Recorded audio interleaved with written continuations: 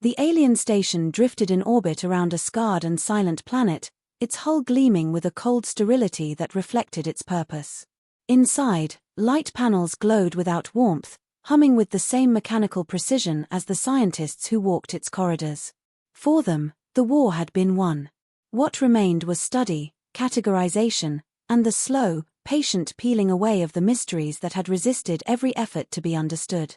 To Cairn Velith, senior biologist of the expedition, those mysteries had a name: humanity.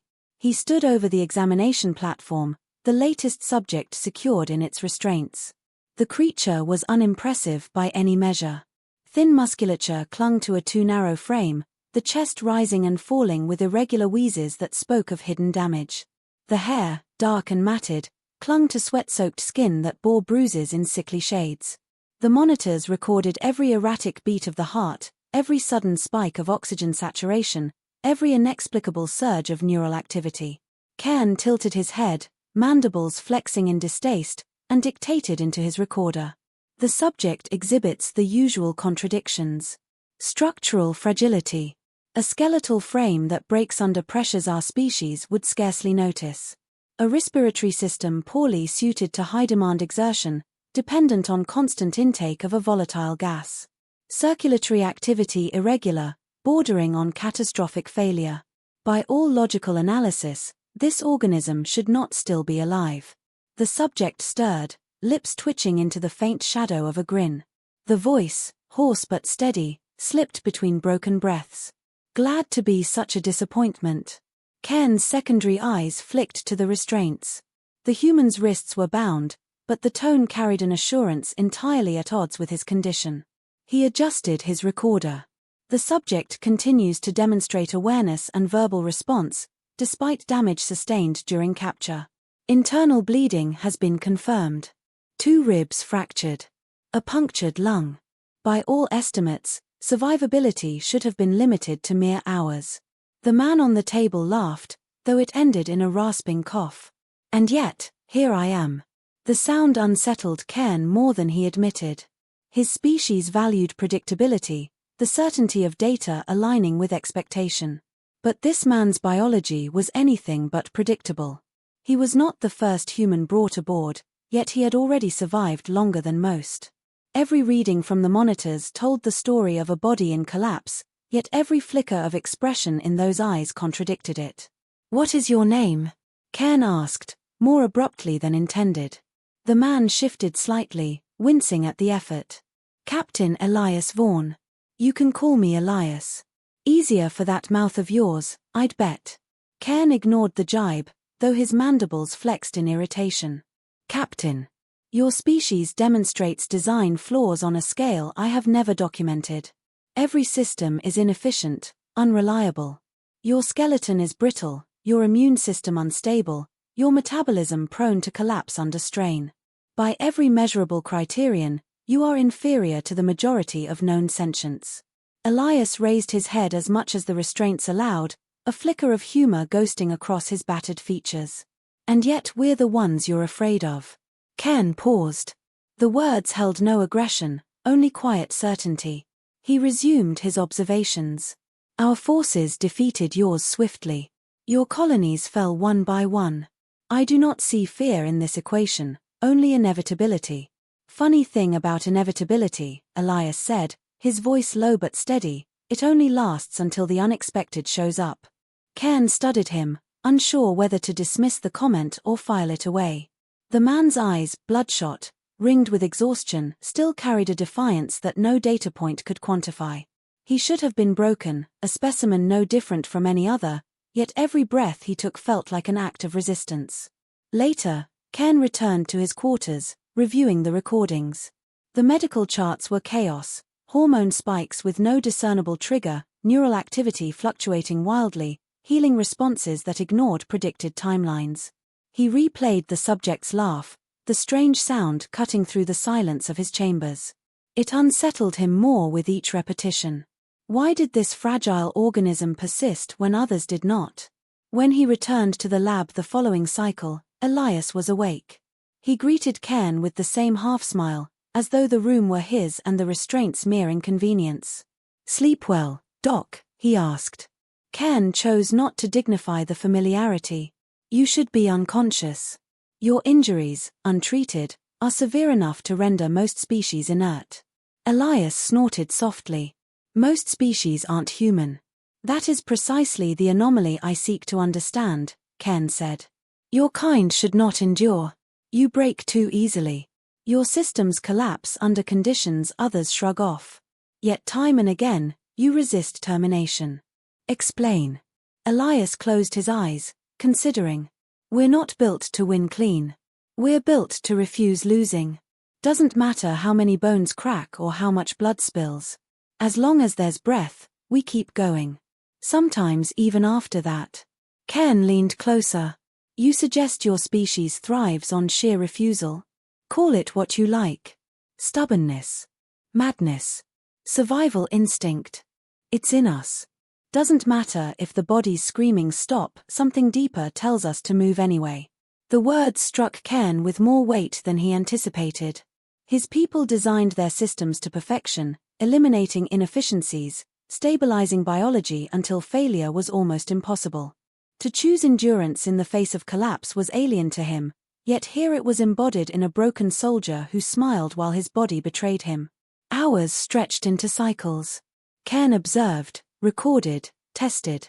Each time he expected the subject to falter, Elias endured. When pain levels rose beyond measurable thresholds, he grit his teeth and mocked the instruments. When exhaustion should have rendered him silent, he filled the room with stories of battles fought, comrades lost, victories stolen from the edge of defeat.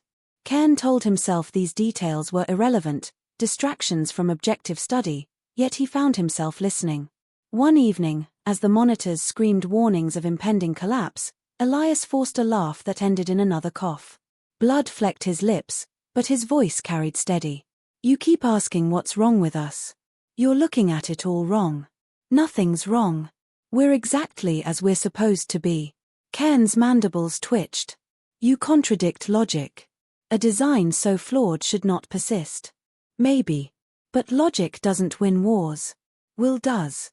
Elias' eyes locked with his, burning with something Cairn struggled to name. And you're about to find out just how dangerous that can be. The words lingered long after Cairn deactivated the monitors for the night. He stood at the viewport, staring down at the ruined planet, wondering why unease gnawed at him. The data remained unchanged: fragility, inefficiency, imperfection. Yet behind those numbers was a truth no formula could capture, a truth that breathed in ragged defiance on the examination table. For the first time, Cairn began to suspect that what was wrong with human biology might also be what made it terrifying. And Elias Vaughn was far from finished proving it. Cairn Velith stood before the assembled council in the sterile amphitheater of the station.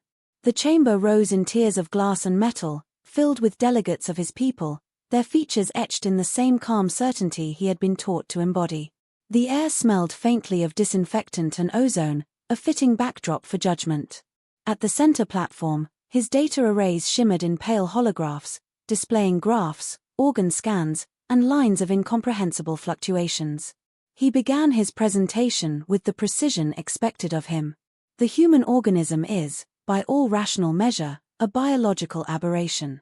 Its frame is brittle compared to most sentients of comparable size. Its musculature inefficient, producing strength disproportionate to its caloric intake. The circulatory system is erratic, driven by an organ prone to failure. The immune system is unstable, producing irregularities that lead to diseases unheard of in our species. Their cells are vulnerable to uncontrolled growth, to mutations that consume from within. In short, they are a mistake. The council members nodded with the expected gravity, their multifaceted eyes reflecting the shifting projections. Cairn continued, his tone unwavering though his inner thoughts strayed elsewhere. Yet despite these flaws, despite the litany of inefficiencies, humans persist. They reproduce in hostile environments. They adapt where others perish. They wage war against diseases of their own biology and, improbably, often win. Their survival cannot be attributed to sound design. It is an accident of chaos. He ended with that conclusion, letting silence stretch through the chamber. The councillors shifted with muted movements, mandibles flexing in mild disdain. The presiding elder finally spoke. Then they are of no consequence. If their biology is so deeply flawed, it is only a matter of time before they collapse beneath their own inefficiencies. Their defeat is already secured. Agreement rippled around the chamber. Cairn inclined his head in the ritual gesture of respect, yet his mind was not settled. As he gathered his displays, he heard echoes of laughter that did not belong to his kind, a rasping voice that should have faded but had not. He returned to the laboratory unsettled, and there Elias waited. The human captain was sitting upright on the platform despite restraints, his expression carved with exhaustion but alive with awareness. His lips twisted into that same grin that defied reason. "Let me guess," Elias said, his voice rough, "you told them we're weak, broken, doomed to fail." Cairn adjusted the instruments without answering.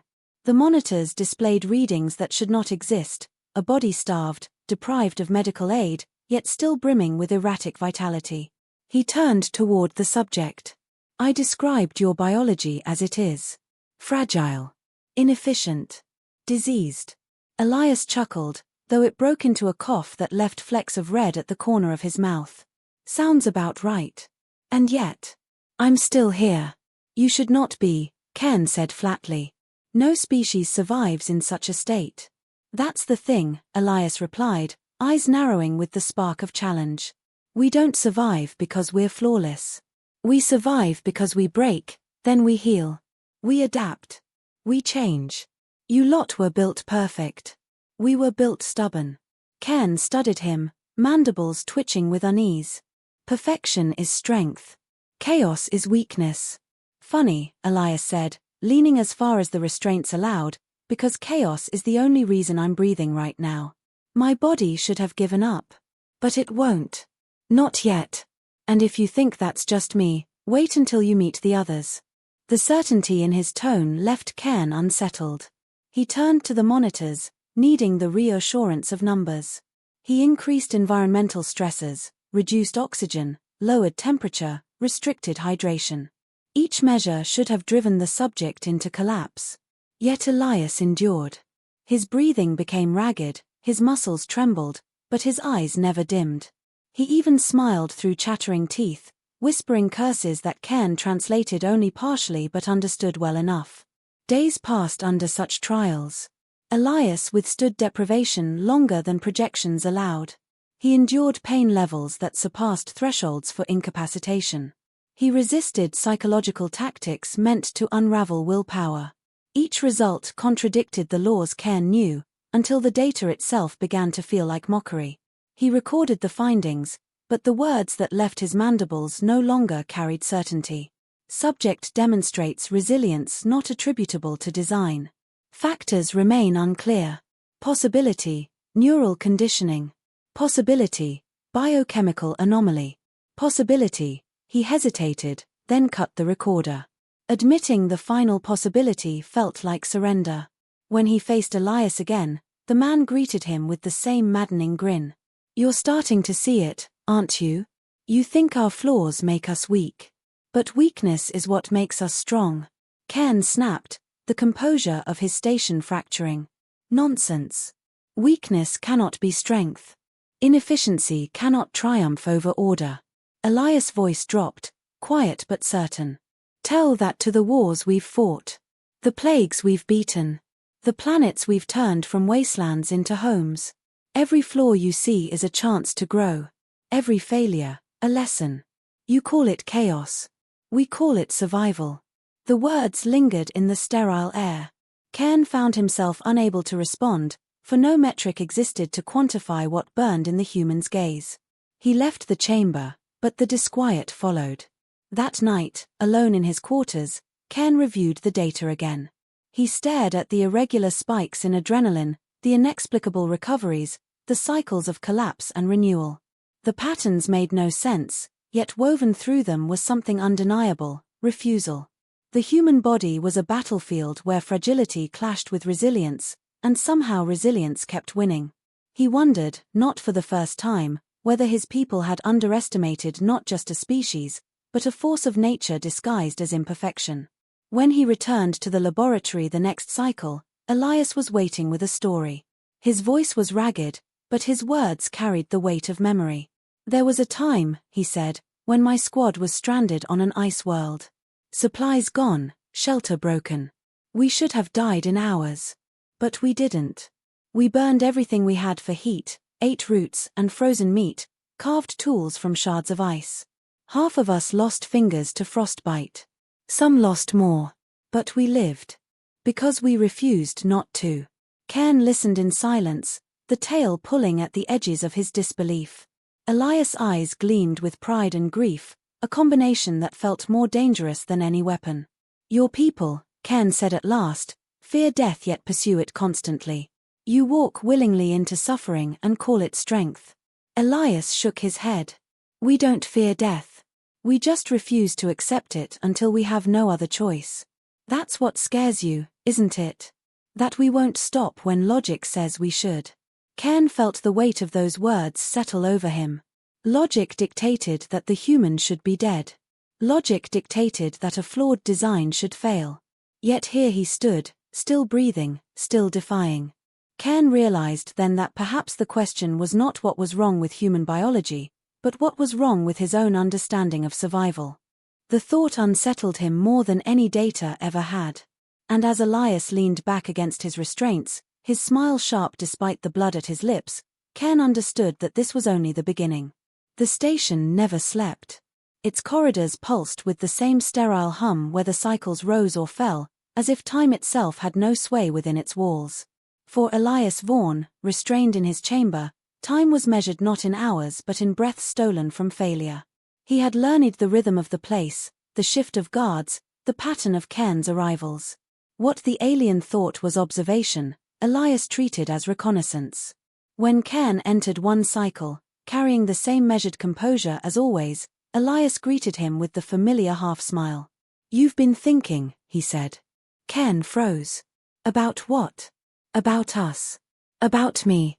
About why I'm not dead when your numbers say I should be. Elias leaned back, the restraints creaking. You can't stop turning it over in that oversized head of yours. And you know what? You're right to wonder. Because the secret isn't in the biology. It's in what we do when biology fails. Cairn ignored the provocation and activated the monitors. The data arrays blinked to life, recording every tremor of pulse and every fluctuation of hormone. You imply behavior compensates for deficiency. I'm saying survival isn't about perfect design, Elias countered. It's about refusing to play fair. When the body breaks, we build crutches. When the air kills us, we build masks. When the dark freezes us, we build fire. You call it cheating. We call it surviving. The words lodged in Cairn's thoughts. He had observed the species long enough to know the claim was not empty. Records of their wars showed them wielding tools as extensions of frail limbs, bending hostile worlds to their will with nothing more than stubborn imagination. Still, he clung to skepticism. Your species requires constant invention to endure. Without tools, you are helpless. Elias laughed, though it dissolved into a cough. Exactly. We're helpless, so we invent. We're weak, so we learn to fight dirty. We're fragile, so we turn the whole universe into our armor. That's why you don't understand us. You're looking at bodies. You should be looking at minds. Cairn studied him, unsure whether to dismiss the claim or record it. Against all logic, he found himself wanting to hear more. The human's voice carried conviction stronger than any data point, and worse, Cairn could not entirely deny it. That conviction became action sooner than expected. A cycle later, Cairn entered to find the restraints slightly altered, their magnetic locks showing faint scratches. Elias sat calmly, his expression unreadable. You've tampered with your bonds, Cairn said sharply. Elias tilted his head. If I told you how, you'd only fix it. Cairn examined the locks. No tools had been provided, no sharp edges within reach. Yet something had been forced into the seam. His eyes scanned the room, landing on a thin shard of composite stripped from the underside of the platform. The realization chilled him. You dismantled the station itself.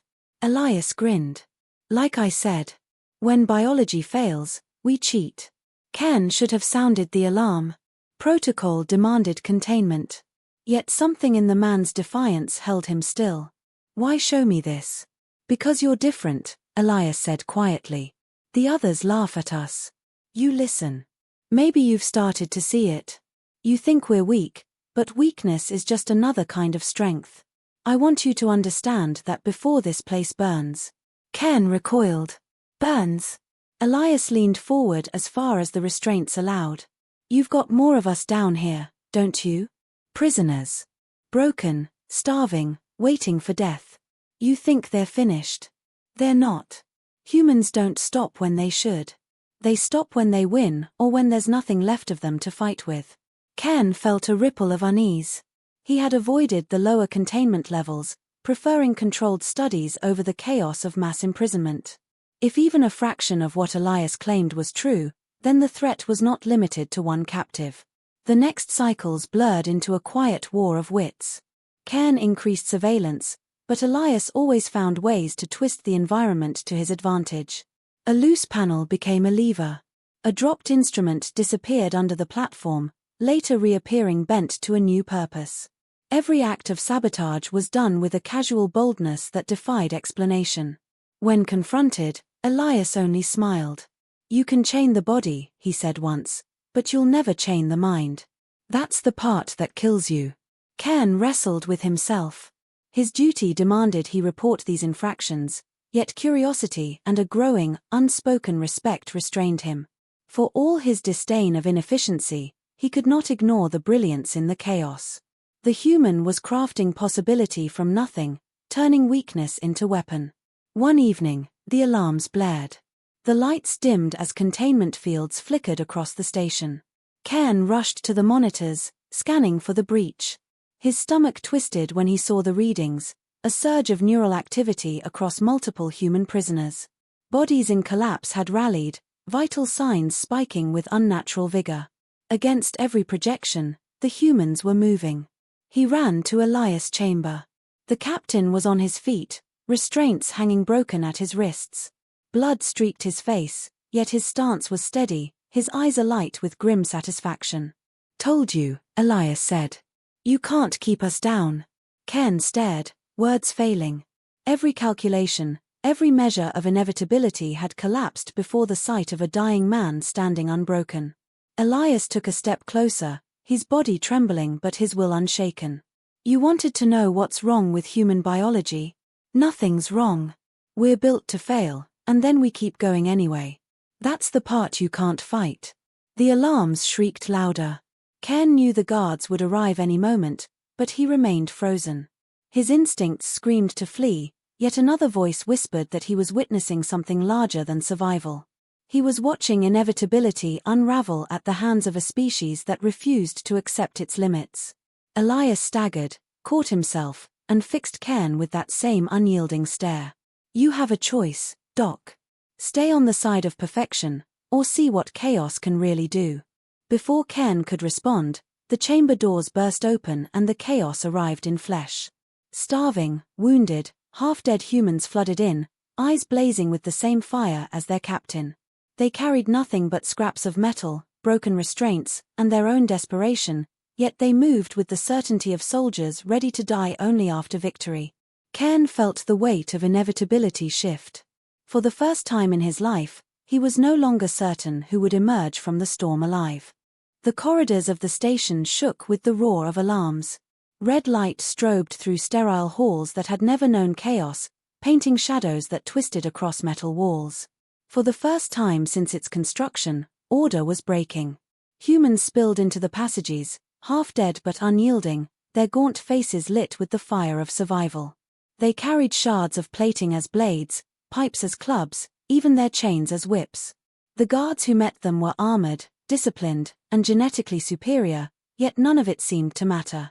The humans fought with a madness that defied prediction. Ken Velith moved through the storm, caught between duty and awe. He had watched the prisoners starve, bleed, and wither, yet here they were, surging like a tide no barrier could halt. Every equation he trusted had failed. Every projection shattered. He found himself searching the chaos for one figure in particular. Elias Vaughn emerged from the heart of it, his body staggering with wounds that should have ended him days ago. His skin was pale, his breath ragged, yet his eyes burned with unbreakable command. The other humans moved with him, as if drawn by gravity, their broken bodies fueled by his defiance. He shouted orders between coughs, his voice hoarse but certain, and men and women who should have collapsed long ago fought harder at the sound. Cairn approached cautiously, the shrieks of combat echoing around them. "You cannot win," he said, though the words lacked conviction. Elias turned to him, blood streaking down his temple. "We don't need to win clean. We just need to keep standing longer than they expect." He ripped a shard of metal from a fallen guard and staggered forward. The clash spread through the station like fire. Guards attempted to contain the humans, but every engagement turned unpredictable. A prisoner with shattered ribs rammed himself into an enemy, ignoring pain that should have paralyzed him. Another, bleeding from an open gash, swung with such reckless ferocity that 2 guards fell before he collapsed. Each human fought like a cornered beast, unwilling to let go of life until every ounce of strength was burned away. Cairn trailed Elias, torn between horror and revelation. "This is not strategy," he shouted over the din. "This is self-destruction." Elias turned briefly, his grin sharp despite the blood at his lips. "Self-destruction is still destruction.